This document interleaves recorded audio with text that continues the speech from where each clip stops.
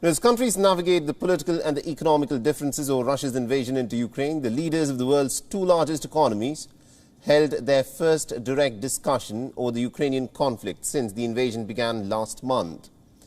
Now, according to the White House, the video call lasted for a little under 2 hours. And the Chinese state broadcaster, the CCTV, has quoted Xi Jinping as saying that the conflict and confrontation are not in anyone's interest. State-to-state relations cannot go to the stage of military hostilities. The Chinese leader was also quoted as addressing the migrant crisis, stating that China and the United States should shoulder international responsibilities. Now, it is not immediately clear if Xi Jinping made any direct criticism of Russian President Vladimir Putin's onslaught against Ukraine or expressed willingness to assist the US-led pressure campaign on Kremlin. So far, Beijing has refused to condemn its fellow authoritarian ally over the invasion into Ukraine. And Washington fears that China could deliver financial and military support for Russia, which eventually could transform an already explosive transatlantic standoff into a global dispute. Just about an hour after the scheduled phone call began, the Chinese Foreign Ministry also addressed the refugee crisis in Europe and asked the United States to come up with a plan to ease the situation in Europe. 我们欢迎各方提出的任何有助于缓解和解决乌克兰人道危机的倡议和举措。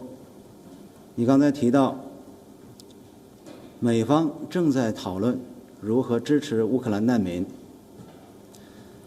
我们希望美方能够尽快形成方案，将相关的讨论落实到行动中去。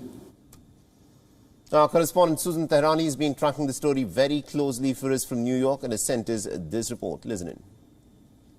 After strong optics and a much-publicized almost 2-hour video call between U.S. President Joe Biden and his Chinese counterpart, the U.S. president reportedly did not make any specific requests during that call.